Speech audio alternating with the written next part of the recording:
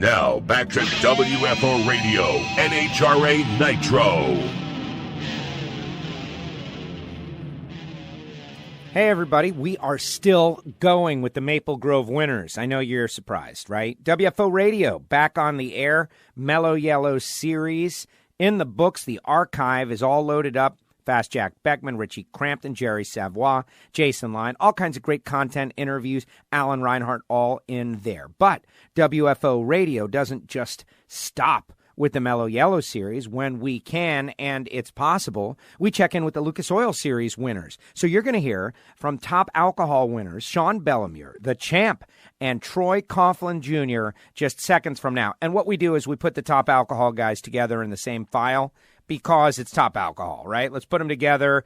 And Coughlin fans, you should be sharing for Bellemeur, and Bellemeur fans, you should be sharing for Coughlin, and promote the alcohol categories. That's the way I like to see it going out there. And let's get some love for these two great categories of racing, right? I know the diehards love them, but I think that the fan base can absolutely grow, and we're able to do this thanks to samtech.edu, the School of Automotive Machinists and Technology. So if you're a young person and you're thinking, I'd like to be involved with racing, I'd like to build engines, I'd like to be a CNC machinist, I'd like to be a machinist, I'd like to tune electronically fuel-injected machines, Samtech can help you out with all of that. Go to samtech.edu. Total Seal, piston rings, totalseal.com, the leader in ring seal technology. They are in all kinds of race cars, and we're talking about IndyCar, NASCAR, high-level technology racing like Formula One, and, of course, NHRA drag racing, from the Nitro ranks to stock eliminator. Whatever you've got, they can make piston rings for it, and more importantly, they'll custom make whatever. Total Seal, jumping on board with WFO Radio. MagicDryUS.com. Magic Dry, sponsor of Scott Palmer. It's lighter, it's better, it's organic. Now, it's organic is good for the earth, and it's better for you.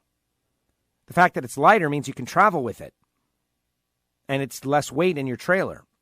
Imagine you're the NHRA Safety Safari. Just think about that. And the fact that it absorbs 560% of its weight means if you've got a shop and you need to clean up spills every once in a while, Magic Dry is going to do a great job. Go to magicdryus.com. Frank Hawley's Drag Racing School, the Dragster Adventure. Courses start at $399. But listen, it's a ride. It's a thrill ride. It's a fun experience. That's what it is. You're not going to get your Super Comp license with this. You can do that, but that's not what this is. This is just a fun experience for you. Like, some people go bungee jumping, and some people go hang gliding, and some people go do a driving experience. That's what this is. It's a fun, thrilling, day-long driving experience with Frank Hawley, 1 half-track, 2 full-track passes, doing burnouts and dragsters, 130 miles per hour, 0 to 60 in 3 seconds. You got to do it. Dragster Adventure, frankhawley.com. RodaxCoffeeandGrills.com. Marvin Rodak, one of our longest-running sponsors, been promoting Marvin for years. So many WFO radio listeners. Look, if you're a WFO radio listener that got Rodax coffee in the past and got it a couple of times and then took a break, it's time to dive back in. He's got all kinds of new amazing blends, the hot sauces and the spice rubs. Get back on it. That's Marvin Rodak, RodaxCoffeeandGrills.com. Plus, they've got tools for grilling as well. Tools for grilling. Hankstoffer's Metalworking, Lubricants, HusseyPerformance.net. Of course, Sean Bellemeur, big sponsor. Hussey Performance, quality copper head gaskets. And they're all over the car. The guy keeps winning and winning. If you're an engine builder, why would you not get a little Hussey copper for your engine? Big thanks to all of our sponsors, including Drag Racing Edge and EV3 Drag Racing for your mobile device. All right, let's get into it. First up, he's the champ. Joining us now, he was the top alcohol funny car winner out there at the Grove. Big win, dominating win, and the champ is not going to relinquish the championship without a fight. Joining us now, Sean Bellemeur. Sean, welcome back to WFO Radio Podcast. How are you? Doing great, man. Couldn't pick a better weekend for a win. We definitely needed it. Yeah. Well, this is a very competitive season. There's a lot going on. Last year, you were dominant, and you had the perfect claim and all of that for the most part. This year, they're not letting you get away with that. It's been tough, but you're still in the championship mix. We'll talk about that in particular, but it hasn't been easy. No, it really hasn't. You know, it's at the end of last year, my team and I, we talked about that, and how, you know, the perfect claim had only been done one other time. in alcohol funny car, and that just shows you how hard that is to do. And so a lot of the lucky breaks we got last year, we kind of figured wouldn't go our way, and that we'd have to scrap for it a little bit more this year. And you know what? That's fine. I mean, that's why we all love the sport. That's why we love the competition of it. So this is fun. I look forward to the challenge the whole rest of the way. I love your positive attitude. I always tell you that, but it's just every time we get you on the line, you've got such a great positive attitude. Let's talk about eliminations, and then we'll talk championship scenarios as we get down to the wire.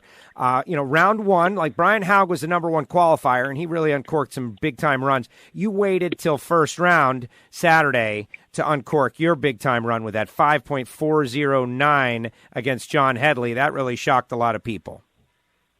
Well, we lost a qualifying session, and that tends to be tough. And conditions were so good when we went out for our first qualifier. It was actually beside Brian Haug when he ran 540 flat, and our car weak shook, and I pedaled it and ran 560 or whatever. But when we were down to one session to really put up a number, it's kind of a fight, and that's where I'm really glad Steve Boggs is the crew chief and not me, because he's the one that has to lose sleep over that. So when we went to first round against Headley, we knew that, even if the thing did shake or, I had to pedal it or something like that we should still be in pretty good shape. I know they've been struggling with that car a bit. So Steve told me, he goes, I'm going to swing for the fence here and see what we can do. And the air on Saturday afternoon when we ran first round was actually considerably worse than it was on Friday. So we were really impressed with the 40 with a 9. And try to use that as kind of a warning shot to everybody else. Say, hey, we're back. Here's what we got. Yes, and it certainly was. And it was, the entertainment value was very high. So you hit the rack, you come out on Sunday, and everything is different. It's a lot hotter. It's just a different kind of atmosphere. It wasn't overcast. We had bright sun. But and you run against DJ Cox, 542.4, 270. And so just like that, it was mentioned by Will Hanna in the tower doing color commentary while I was on the mic that maybe a little sunlight on the track might be welcome in building a little tire speed, a little wheel speed, so you could avoid that weak shake that you were talking about. Yeah, and it's funny you mentioned, you said the key word, Joe, and that's hot. We actually had a little team meeting Sunday morning. And one thing I love about driving for Tony Bartone and Steve Boggs and all my guys, Troy Green, the car chief, all of them, is we're really tight-knit. And I firmly am a believer of you have a good group, you're going to be tough to beat. We actually had a meeting, and I told my guys, I said this on the top end after the final two. I said, the theme today is going to be hot. We got a hot racetrack, we got hot air, we got a hot race car, and we got, we're all going to be hot, and we're going to get through this. And we're going to serve notice to that the Bartone team is going to be hot when we leave here. And it just kind of was the theme as we went. And, going up against DJ second round, yeah, you're right, to a point. The track was so good on Friday and Saturday that it's actually hard to make wheel speed and the adjustments you have to make to get it there. Then you go so over center when the track does heat up a little bit. But the other thing that happens too is it becomes that much more important to keep the car in the groove, because it can get a little slimy out of the groove when that track starts seeping up over 115. So, again, that's why I'm so glad Steve Boggs is in my corner, because it seems like when the track starts warming up, he just gets better. Racing DJ, he's a good driver. His car can go fast too. And, at that point in eliminations, really to any national net, it's a crapshoot. I mean, everybody's fast. Everybody's got a tune-up. So, you got to be on your game. Absolutely. And it's interesting watching you go through the process. And, we talk about the competitive level of alcohol funny car, but you guys are really operating still at a championship level, and has been amazing. So you get around DJ and get the buy run. That was a 2-for-1. You get the buy run. So now you get to go out there and you go 542.1. Other side of the deal, Chris Marshall gets by Shane Westerfield. Shane fouled out. That was very strange and unusual, and he was kind of in the championship mix, maybe a little bit of a long shot. Chris Marshall made the final round at Indy for the second straight year, came up a couple thou short to Jay Payne. So those guys are running on meme, like they're angry. In metaphorically speaking, of course, they're very nice people, but on track-wise, they got to be a little annoyed coming up short. Get by Brian Haug, setting up a nice last year's Indy final round rematch, Bellemeur versus Marshall. and championship implications on the line. Now, do you know what they were before the final? Like, if we do this, then that will happen. I honestly did not. I knew the most I knew was going into the weekend. I knew Brian Hogue was ahead of us, and that we had a little team meeting, and we came to the conclusion that, you know what, we're going to win the championship if we win every race between now and Pomona. If we just win them all, then nobody can beat us. So that's our game plan. And so you're right. Marshall's running good right now. And Chris and I have gotten to be, not that we weren't friends before, but we've just gotten a lot closer this year. And it's funny. We kind of built a bond over that whole Indy thing last year. We laugh about how screwed up that Indy final was last year. And of course, I was way happier about the outcome than he was. But we've really kind of become buddies about it. And so I was, after the bye run in the semifinals, I mean, that bye run in the heat of the day going 42, Steve Boggs had one thing in his mind, and that was to fire a warning shot to everybody else in the class. We had the racetrack to ourselves to be able to do it, and that was basically come look at what we're able to do, and that was awesome. I love that about Steve Boggs. He smiles at me, and a lot of times he doesn't even have to tell me anything. He just kind of smiles at me and gives me that look, and I'm thinking, man, I'm going to go for a ride this time. So come time to actually race Chris in the final, first of all, Chris did one thing really, really good for us, and that was take out Brian Hogue in the semis. So going into the final, we were already pretty excited about that because we knew that going into the weekend, Brian was in front of us. So, once again, Chris is a great driver, and that is one of the fastest hot rods in the country. When you start winning rounds, you just kind of get on a roll, and Chris has been on a roll lately. Won Seattle, and so that's been a big deal. And there's a reason that Steve Boggs stepped the thing up to go as fast as it did in the final, because we knew we couldn't take him lightly. And you didn't. You got after it with a 5.417, taking down his 5.49, and so they ran well, but just not enough. And you get the win with a great string of 5.40 runs, and just like that, the championship contention. From what I understand, I heard that by winning, you eliminated Chris Marshall. I'm going to wait for a little more detail, but now that you've won, are you just sticking to that plan, which is if we win out, and if so, what races are you planning on running? Like, what's your remaining schedule? Well, that's our plan, is to win out, and we're going to hit all the rest of them. We're going to Charlotte. Obviously, they don't run alcohol in St. Louis, or we'd probably go to that one too. But we're going to go to Charlotte. We're going to go to Dallas. We're going to go to Vegas, and now we're going to go to Pomona too. And the point is to win them all. And I firmly believe that if you just keep winning rounds, everything else will fall into place. I don't want to know what the points are. I was told we're back in the point lead, and that's all fine and good. When they tell me that Sunday night at Pomona, that's when I'll start looking at points. Wow, that is great. But you guys are preparing, and one thing that I'm very impressed about, and I shouldn't say this because it goes without saying, but yet and still, as a Lucas Oil Top Alcohol Funny Car team, you shook down your backup car, right? Like, you guys just sorted out, how do you want to say it? Is that your backup car that you're working on for the future? Is that a new car that you're not ready to dive into? I don't know how you want to position it, but you spent some time testing to make sure that you are prepared in multiple ways. Yeah, and I mean, let's face it, I'm a very, very lucky boy getting to have the opportunity to drive for a man like Tony Bartone, who has the means to be able to do whatever it takes to win a championship, meaning we could pick up and load up and go to anywhere in the country or build a second race car.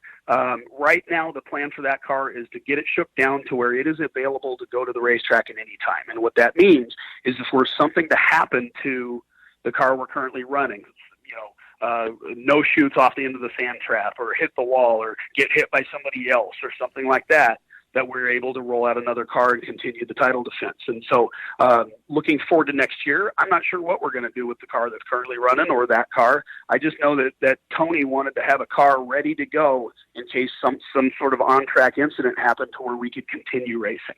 Talk a little bit about Tony for a second in that, we know I have spoken with Tony and had some really great conversations and all, but, here's a guy who has, been heavily involved in NHRA drag racing for as long as I can remember. in multiple levels, and he spent time at the highest levels, and has found a spot in Alcohol Funny Car that he's comfortable with, and just doing it at the utmost level, right? Like bringing everything that he's learned along the way to this moment here. He's one of a kind, to say the least. What an awesome human being, for one. His wife Sia will even tell you that a lot of times he'll kind of put up that tough New York front. He's a teddy bear. In fact, if my kids end up going to a track, I catch him playing with my kids all the time and stuff. But he is 100% committed, and I have never seen a man with so much passion to win. And that's just it. Win, win, win. The logistics that it takes to put a race team together, any race team, a team on a budget like my dad and I have, that's tough enough as it is. To put an infrastructure together like Tony has done, using his knowledge of all the years that he's done this, his hard work in his businesses to be able to make it happen. It's unbelievable. And, when I started racing with Tony and Steve Boggs, I figured, you know what, this is going to be a pretty high pressure thing. I'm going to be expected to win. I'm going to be expected to repeat every time. Tony has one concern for me, and that is that I safely go home to my family. And he has told me that over and over again. He wasn't able to stay on Monday and watch us test the new car, but he sent me text after text. What do you need for the new car? Do you feel safe in it? Do we need something new for it? How can I make you more comfortable? It's all about safety to him. And that's first. And I honestly wasn't expecting that when I first met and started driving for Tony. And that's what a comforting feeling. And I'm able to be myself. I'm a big old, I'm a big old jokester and stuff like that. And he rolls his eyes at me a lot. And it's funny because we're going up to the staging lanes for the final at Maple Grove. And he's sitting in the front seat of the tow vehicle. And he goes, "Man, I'm so nervous. Can't hardly stand there. Are you nervous?" And I looked at him. I said, "No." And I was actually texting my wife, letting her know we're going to the staging lanes. He goes, "Don't you need to be focusing and not texting?" I said, "I am focusing. I'm focusing on a text." And he just kind of shook his head, laughing. And what a great guy. I love racing with him. He lets me be me. And that goes for all the guys on the team, Steve Boggs included. I mean, Steve and I have a connection between crew chief and driver it's hard to explain. I mean, heck, we can darn near communicate with each other just by him looking through the windshield at me. And that's rare. And I really truly believe that's a big recipe for our success. I think it is tremendous, and it is fun to watch. All right, now I've referred to you guys casually as the Killer Bees on the mic a few times ago. I'm a Miami Dolphin fan. We had the Killer Bees as a defense down here in the 1980s. But what's up with that? Bellemeur, Boggs, Bartone, Belair. Like, who doesn't have a last name that starts with B on your team? Let's do it the other way. Well, one, I don't want to call it a missing ingredient, but one thing that has been just an absolute breath of fresh air this year is the acquisition of Troy Green as our car chief. Troy and I have raced together for years on the Nostalgia circuit. He actually drove Nostalgia Top Fuel cars back when I did, and we have maintained a friendship. And he's out of Oklahoma. He's an engine builder by trade, and he has just brought he's brought us up to another level from a preparation standpoint. He gets along well with everybody on the team. You're absolutely right. There's a lot of people that it takes to make this thing happen. And it's like any other locker room or brotherhood or, whatever is, there are some tense moments when you're on the road this much with everybody. And Troy's just kind of like that catalyst. I remember, years ago, Forrest used to talk about Bernie Federley being the marriage counselor between him and Coyle. And Troy's kind of that calming effect for all of us. So the acquisition of Troy this year to me has been absolutely vital. And really, I think that we're starting to see the results of some of his work in getting some of those little bugs ironed out and stuff like that. He's a great guy to have on the team. I'm glad he's there. And he spells his last name Green with a B, right? Yeah, exactly. Yeah. It's a silent B. Silent B. Yeah, exactly. I like it. Well, Sean, congratulations on your win out there at Maple Grove. Great race, packed house, the Northeast. I know we had a lot of E-Town people there, and, they only got one option now, which is a shame. But it's such a great event. They hang tough, even in a little weather, even a little rain. They stick around for the alcohol cars. They do it right. You put on a show for them. It was a great race to watch. And I will see you, at the next ones, at all the ones that we run Alcohol Funny Car. I'll see you guys out at them. And I wish you good luck in the championship. It looks like it's going to be a lot of fun. Yeah, it's going to be fun the rest of the way. Joe, you're absolutely right. The Maple Grove fans, unbelievable. I mean, it's being a California guy as a young kid. You just dream of going to places like Indy and Maple Grove. It's awesome, and the reception you get there was as good as can be and continues to be throughout the years. I can't wait to go back. Super cool. Sean, thank you very much. Congratulations. All right, Joe. Thank you. Sean Bellemeur with us here on WFO Radio, NHRA Nitro podcast. You want to hear more top alcohol racers? Click subscribe, rate and review. We do our best to catch up with the top alcohol winners of Mellow Yellow Series events, the national events, Lucas Oil Series winners in national events. And we're going to move into top alcohol dragster now. Joining us now, he won top alcohol dragster out there at the Mopar Express Lane NHRA Nationals presented by Pennzoil. We'll talk about Maple Grove, baby, and kept his championship hopes alive. In fact, he's right in the mix. Troy Coughlin Jr. Troy, welcome back to WFO. How are you? Oh, fantastic. Thanks for having me, Joe. Thrilled to have you on. And big race weekend last week. We're going to talk about it. But let's tell the audience where you are right now. It was like a couple days ago you were running in Maple Grove. What about now? Well, right now we're out here in Bristol, Tennessee, out here at Thunder Valley for the fall fling that Pete Biondo and Kyle Seipel put on every year. It's a high-dollar bracket race that these guys put on. It's a pretty unique event. You can follow it. It's on bracketraces.com. It's high-dollar bracket racing. It's extreme tight racing. Anybody can do it, so it's an absolute blast. It's very tedious. I mean, heck, I just went 1,000th of a second red in the first round of competition here on the first day here for the 30 grander of today's race. So very humbling. Yikes. Well, yes, half the field loses. It's a sport about like, hey, how'd you lose? And so now you're a spectator, but that's fine. There's worse places than hanging out at the drag strip, and you'll get another shot. How does it work? You get another shot tomorrow and then through the weekend? Yep, tomorrow, Thursday, pays another $30,000, and then Friday is the $500,000 race. It pays $500,000. Nice. That would be a big. That would be a big paycheck. That would be a big win. Definitely. That's what we're shooting for. Right. Well, and I love big money bracket racing. I'm, I first met your Uncle Jeg out at the 5-day bracket race out in West Palm Beach, Florida. And it was an amazing atmosphere back then when they were only paying like $5 or $10 grand. I can't even imagine what it's like when there's $500,000 on the line.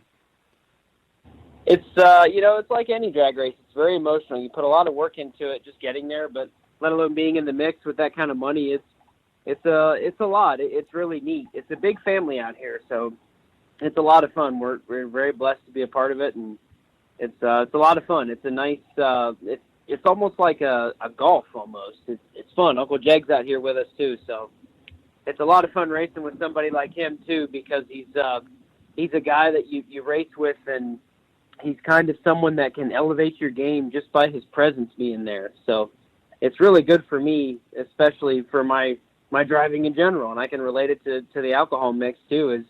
Is just having him there absolutely elevates my game mentally and on the track. I can totally understand that, Troy. Like when Jag is around, it must be a big deal. So you better buckle up. Most definitely. All right, let's go back to, like great comeback stories start with, a trip up maybe. Final round Indy. Big race right there. Similar situation. Pushed a little too hard, went a little bit red. And, you guys could have thrown in the towel there. Certainly, I doubt that would happen. But there was a swing, and you were able to reverse it out here at Maple Grove. So let's talk a little bit about, the rebound from Indy, and then coming out to the Grove. All the hitters are there. Points championship. Maybe set the scene a little bit on what you need to do or needed to do to stay alive, and then we'll talk about your round by round.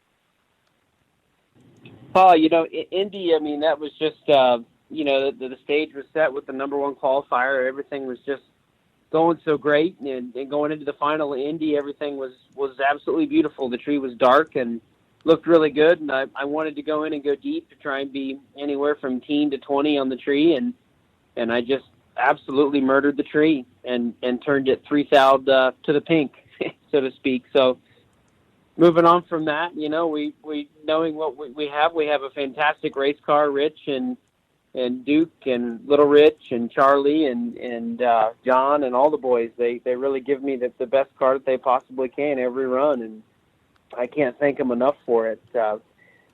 We go to Reading, and knowing we have a wonderful car, and knowing the weather we have, we just needed to take it one round at a time and go in there with the mindset of let's make the best run we can. And for me as a driver's mindset point, let's go in there and hit the tree the best I can and take it one lap at a time and keep it in the groove the best possible job I can. First round, you went up against Jeff Veal. That is a car that is known for big speed. You had a good leave, 69. You ran 5:24.9, and that starts off the race weekend on Saturday. Yeah, that was definitely a good start. It was nice and cloudy out, a little bit dark. Felt decent on the tree. I didn't quite get it all. The car was fabulous. That was a pretty good smooth run for us. With the humidity going up in the afternoon like that was a really good lap for us. I think that was the second or third for the session. And we felt really good about that, going into that monster run that the next day had in store for us. Yes, the next day, big time. 5:18.1 against Sean Cowie's 5:20. So that was the epic run of the weekend right there, with all kinds of championship implications. And, going into that run, a loss to Cowie, if you can, because, the Lucas Oil Top Alcohol Dragster point system is a little complex in that you have races that you might be able to replace. He's got races he might be able to replace. You can max out. So what would a defeat to Sean Cowie right there have meant to you? I really don't look at it enough, and I'll admit in the super classes when I raced, I looked at it more intently. I had a lot more control over that, but in this class and stuff, my goals is a lot more personal as a driver is to club the tree and keep it in the groove. And as far as the points go, I've decided as a driver just to really not invest as much time into that as much as analyzing my runs and where I could have done a better job of hitting the tree, where I could have done a better job of keeping the car in the groove, and just done a better job overall driving. But I really believe, from what I have looked, a loss there, I believe, would have eliminated us from the championship hunt. Right, and that's why that 18 was such a big deal, and you get the round win, and you go on to the semis where you got to run Dwayne Shields. And Dwayne, no slouch, former champ, puts up a 24-8. You put up a 22-1. You left first and punch your ticket to the final round, and it's going to be a rematch of Indy. So let's talk about that, getting ready for Megan. It's just routine. We're just going rounds. It's a tight turnaround that the NHRA kind of implements on Sundays, and that's just the deal. It's no problem. It's just how Sundays work at national events. It's a lot of excitement, actually. You're busy working. You're getting the chutes ready. You're getting them packed. You're getting the fuel ready, and the boys are getting the car ready. You're working on maintenance in the heads. You're getting everything done, and you're scooting up there for the final. So there's really not too much time to think about who you're going up there against. But it's definitely really cool and an honor to race against the Meyer family. They're a family just like mine and where I come from. So it's neat to race against them because they work really hard, and they're a great family, and they're great racers. And it's a lot of fun to compete against them because it's always a good race no matter what against them. And here it is, back-to-back final rounds, the two of you. Last one went to Megan on a red light by you. This time she left first, 018, and you had another big performance. Now, I had heard, and I did not crunch these numbers myself. I apologize to the audience out there in you, Troy, but I did rely on scuttlebutt, so to speak, that if you had lost to Megan in the final round, that might have prevented you from winning the championship. because she would have been able to, replace a race with a win, and that would have locked you out. Now, I don't know exactly because of the, the sheer volume of numbers we're keeping track of, but it didn't matter because you thundered on by at 279 miles per hour. When you hit the throttle, did you see a lot of her car, and what did you think going down the racetrack? When we left, I know she had rolled in deep, and I was also in a little bit deep as well. But I could definitely see her nose up until about the first cones. And then once we approached the cones, I didn't see her, but I could still hear her. But it's usually really tight when we're running those Meyer cars. I mean, it's always a fantastic race. They're always fast, and you got to bring your A game. But mainly I'm just trying to focus on keeping the car in the groove and really focus on not trying to move it around a bunch and lose some ETs. And you win the race with a 5:21.1, and, all of a sudden it turns around. It's always a 40-point swing in the final round in that, you won, she didn't win. If she had won, you wouldn't have won. That's 40-point swing in the final round when you're up against your closest competition. So have you looked at the points now? Do you know what the situation is for you with these remaining races, and what's the rest of your schedule look like? Well, we're definitely going to go to Charlotte, and we may be at Dallas. We need to win both of those. That's what we need to do. We just need to turn win lights on. And I can tell you, Rich and Richie and the guys, they're impressive in the heat. When we get in the heat, when it's the toughest to put up numbers like that, these guys just shine.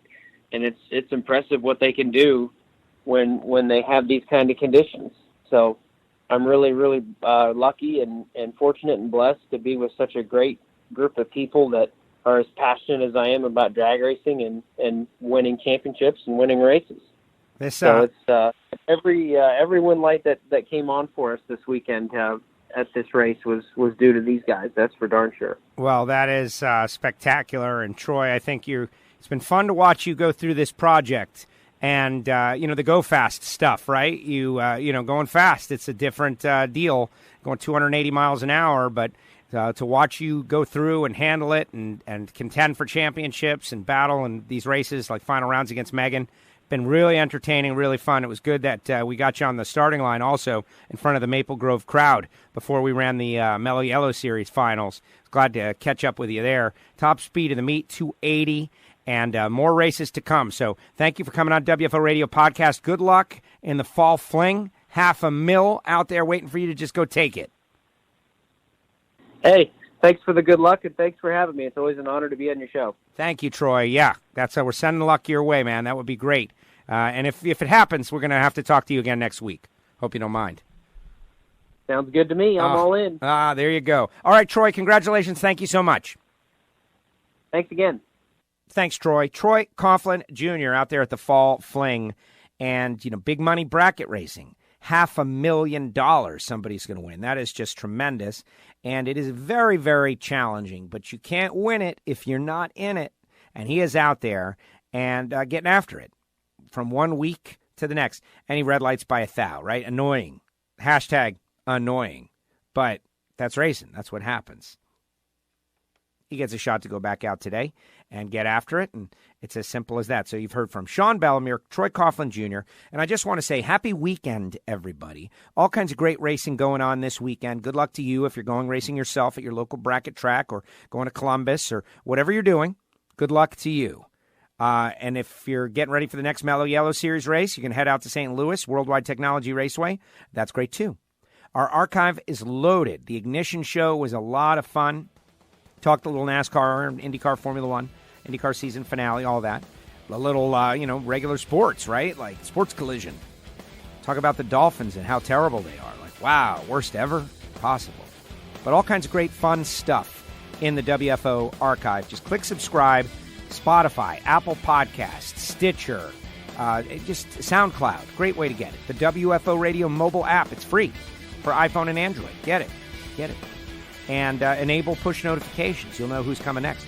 And email me, Joe, at WFOradio.com. If you have any thoughts, ideas, concepts, guests, I'm interested in all of that. We got our new WFO Radio stickers. If you see me out at the racetrack, say, Joe, and I'll try to hand one to you. I'm doing a much better job of carrying these because they're a little smaller, a little more manageable. And there you have it. Big thanks to samtech.edu, the School of Automotive Machinists and Technology. Big thanks to Rodax Coffee and Grills.com. Frank Hawley's Drag Racing School. Big thanks to MagicDryUS.com, Total Seal Piston Rings, TotalSeal.com, and everybody like Drag Racing Edge Magazine and EV3 Drag Racing who support WFO. Thanks to First Metalworking Lubricants and HusseyPerformance.net. Thank you guys. Really appreciate it. Thank you for being on board. WFO will be back next week, and we will dive in with the next round of NHRA Mellow Yellow Series interviews. In the meantime, I wish you all a happy Friday, happy hour, and great Saturday morning and midday. Have a great weekend, everybody. WFO. WFO! The views and opinions of the hosts, guests, or callers do not necessarily reflect that of the station ownership, advertisers, or agencies. I love WFO radio. Oh, yeah.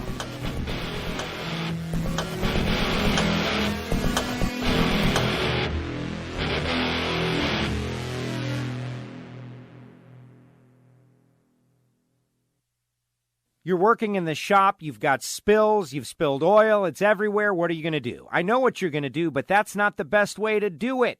The best way to do it is to go to MagicDryUS.com and order the official organic absorbent of the National Hot Rod Association, Magic Dry. It's lighter, it absorbs more, it's better for the environment. It's made out of coconut. It's made in America. MagicDryUS.com. They've got spill kits that include everything you need for a regular, normal household spill, all the way up to a large industrial spill. We always say, if you've got a cat, get Cat Spot. If you've got a shop, if you've got a factory, if you've got a spill, call Magic Dry. That's MagicDryUS.com. Hey, engine builders, Total Seal piston rings are the leader in ring seal technology, and they go out of their way to help their customers and will make custom sets for any specific piston you might have. Customer service, top notch. Made in America? Absolutely. They're located in Phoenix, Arizona, and they've got everything it takes to develop the world's best piston rings. Give them a call at 800-874-2753 or go to TotalSeal.com. Attention adrenaline junkies, Frank Hawley's Dragster Adventure is calling you. Rides available for the 2020 season. Go to FrankHawley.com. They're coming to a track near you. It makes a great gift, and you know the holidays are coming, whether it be licensing for Super Comp, Super Gas, all the way up to Top Alcohol. They can do it. But if you're a drag racing fan and you've always imagined what it might be like to drive a dragster, to accelerate 0 to 60 in 3 seconds and run 10s in the quarter mile, give them a call. 866-480-7223, FrankHawley.com, the Dragster Adventure, and tell them you heard it on WFO. Subscribe to WFO Radio on iTunes. Never miss a show. And don't forget to write a review. WFO. This is WFO Radio.